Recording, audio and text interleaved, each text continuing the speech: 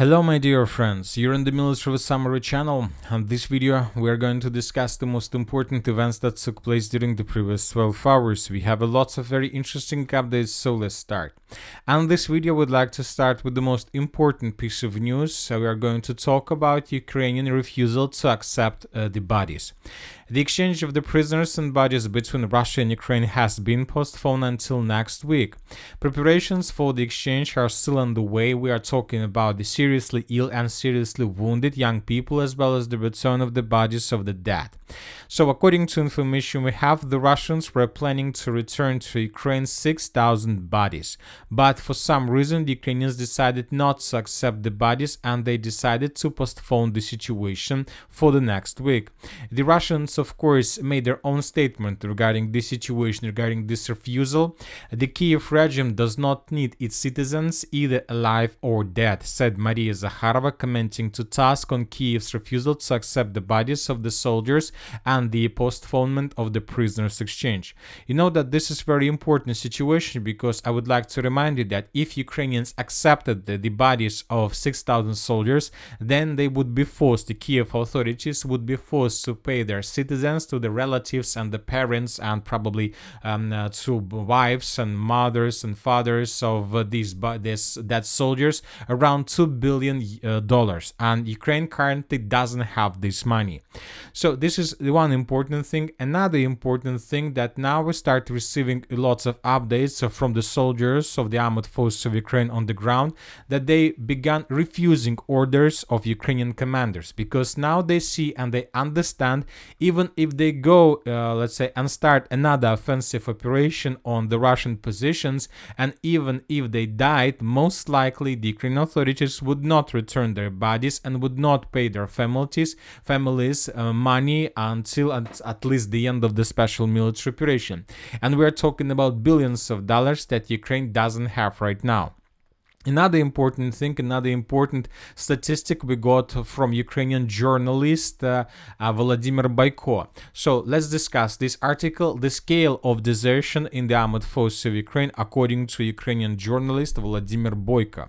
As Boyko writes, in the first 5 months of 2025, more than 90,000 criminal proceedings were registered under Articles 407 and 408 of the Criminal Code of Ukraine, which relates to unauthorized abandonment of the unit. So in total, since the beginning of the special military operation as of June 1st of 2025, around 213,000 cases of desertion have already been registered. So as you can see, just during the 5 months of 2025, Ukraine registered around 50% of the total cases of desertion, which means that the situation is very difficult.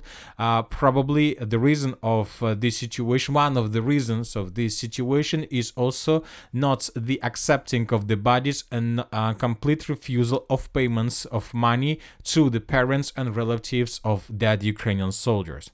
So now let's return back to the ground, and let's start with the situation in the Sumy direction.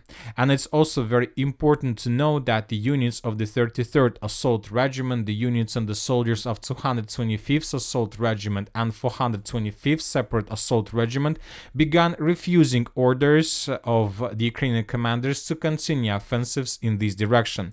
And one of the reasons they are saying is that Ukrainians are not going to return their dead bodies and to pay their relatives money. So we have some, not just something like we can speculate, we start receiving first real facts from the situation on the ground. Anyway, according to information we have, during the previous 24 hours, the Ukrainians managed to improve their positions on the eastern flank of the city of Tyotkina and in the southwestern direction. According to information we have, the Ukrainians took under control farms in the southeastern part and several buildings to the east of the railways. Let's compare the situation between the dates. This is the situation by the end of the 7th of June of 2025, and this is the situation by the beginning of 8th of June. So as you can see, the Ukrainians Russians haven't managed to establish control over the settlement of Tetkino probably since the beginning of the battle that started 2 months ago. At the same time, during probably 3 times less period of time, the Russians took under control a lot of villages in the direction of the city of Sumy, and today, during the previous 24 hours, the Russians continued this process. According to information we have, the Russians, as a result of offensive operation, managed to enter the southwestern part of the settlement by the name of Mala Karchakovka. And when talking about this village, this is already the second defense layer of the armored forces of Ukraine in the Sumy direction. This is very important. The Russians began clashes for the second defense layer. Another important thing is that today pro-Ukrainian sources confirmed that the Russians established complete control over the village by the name of Loknya. Furthermore, when talking about the adjustments on the map that were provided by pro-Ukrainian sources, they show that the Russians control around 30% of the settlement of Yunakiivka, which means that the battle for this territory will be finished also in the very near future. Furthermore, we got reports that the Russians secured several forests in the area of the village of Yunakiivka, between the village of Yunakiivka and the border of the Russian Federation. We're talking about this huge forest and this one. So let's compare the map between the dates. This is the situation that you can see in front of your screen, is the situation by the end of the 7th of February. As you can see, just yesterday the Russians secured this forest, and today we got updates that this forest was taken by the Russians as well. I'm not sure whether the Russians are going to move as deep as possible, let's say through this huge forest, Sumy forest, in the direction of the city of Sumy itself, but obviously the Russians will try to take this small forest under complete control. Anyway, the Ukrainians have already announced that the population of the city of Sumy should consider evacuation to safer regions. Former Speaker of the General Staff of the Armored Forces of Ukraine, Seleznyov, which means that the Russians most likely will try to take the city of Sumy under complete control. Everything just depends on whether the Russians are able to move fast and without huge losses. Now let's move further and let's discuss the situation in the Kupinsk direction. Today, several mappers adjusted their maps in the vicinity of the villages of Radkovka and Kondrashovka. Neutral mappers reported that Ukrainians during the previous days either managed to counterattack Russian positions in Radkovka and in the village of Kondrashovka from the southern direction, or the Russians at the beginning of their offensive didn't take these territories under control.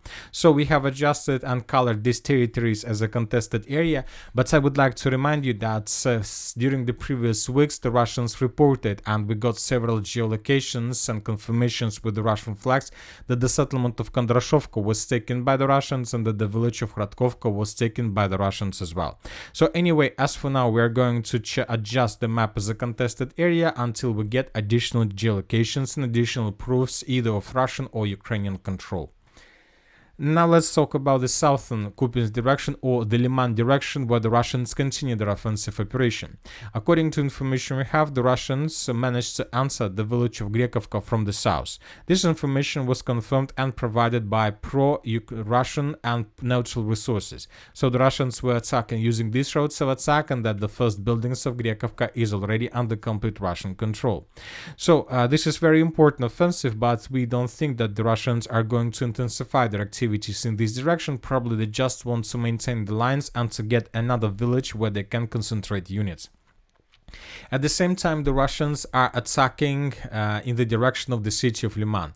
According to information we have, the Russians during the previous 12 hours managed to improve their positions along the river of Nitrius by taking under control additional territories of the armored forces of Ukraine under complete control, additional 3 lines, and the Russians managed to improve their positions around the village of Zelena Dolina. Basically, when talking about the village of Zelena Dolina, the Russians tightened the news around the settlement once again. Currently, the Ukrainians are caught in cauldron in this area, and this information was confirmed not just by pro-Russian neutral mappers. The critical situation with the Ukrainians in the village of Zelena Dolina was also confirmed by pro-Ukrainian sources. Obviously, the situation is very critical. Now let's move further and let's discuss the situation in the Konstantinovka direction. The most important updates are coming from the settlement of Yablunovka, so from the Kliban-Bykskaya direction. Today, pro-Russian resources and pro-Ukrainian resources confirmed that the Russians, as a result of offensive operation, managed to finish the battle for the most western part of the settlement of Yablunovka. So the western part of the village of Yablunovka was taken by the Russians today on the 8th of June of 2025. The battle for the central part of the village of Yablunovka begins. When talking about the central part, this is exactly the area we're talking about. So now the Russians will try to take this territory under complete control, and if the Russians are able to force Ukrainians to fall back from this territory, then the battle for the eastern part of Yablunovka will begin.